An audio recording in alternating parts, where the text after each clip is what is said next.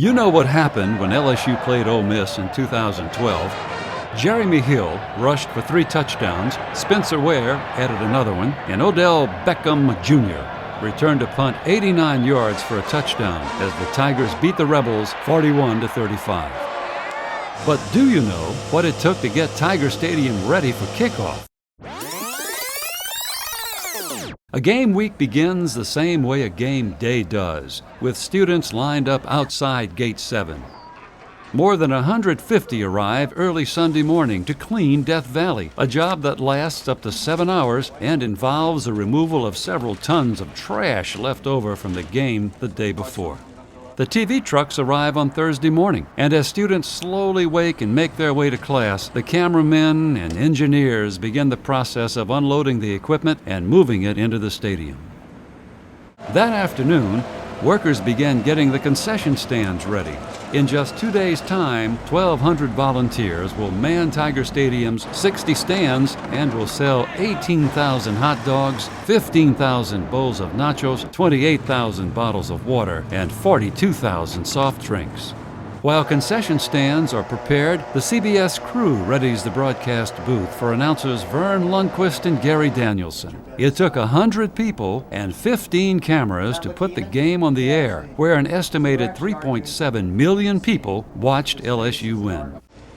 Early Friday morning, with long shadows stretching across the hallowed Tiger Stadium turf, the field is readied for its close-up. It takes 12 hours over 2 days to paint and uses up to 130 gallons of 3 shades, brilliant white and the specially made LSU purple and LSU gold.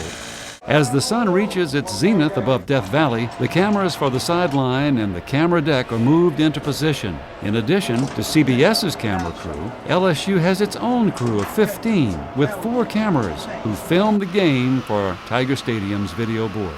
Equipment managers begin setting up the Tigers' locker room.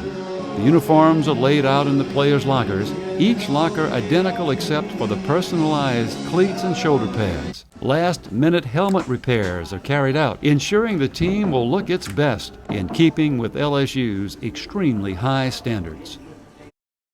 Game day dawns still, the calm before the storm. Death Valley's flags are raised. First, Old Glory, then the Louisiana state flag, the flags commemorating LSU's 3 national championships, and finally, the 11 SEC championship flags. Tiger Stadium's 3 pizza ovens are fired up, and the 4,900 pizzas that will be sold to LSU and Ole Miss fans are made fresh. As the sun begins its slow ascent, the finishing touches are applied to the field, while the 900-pound windows in the luxury suites are opened, filling the suites with the sounds and smells of the tailgaters surrounding the stadium.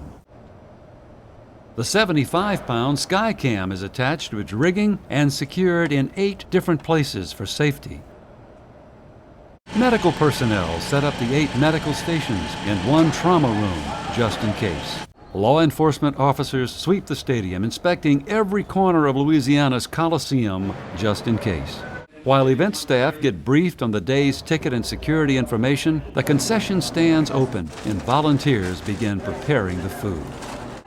The first members of the crowd of 92,872 rush in and head for their seats. Shortly after noon, press row staff begin to arrive. Nobody gets through security unchecked. I prepare my spot in the public address booth, looking out over the field on another beautiful Louisiana Saturday afternoon, where the chance of rain is never. The equipment staff set up the LSU sideline. The cameramen move into place. The cheerleaders enter the stadium, followed by the Golden Band from Tigerland. As the crowd swells toward capacity, the band whips the Tiger fans into a frenzy with the LSU alma mater. And then there's only one thing left to say. Ladies and gentlemen, it's Saturday afternoon in Death Valley. And here come your Fighting Tigers of LSU.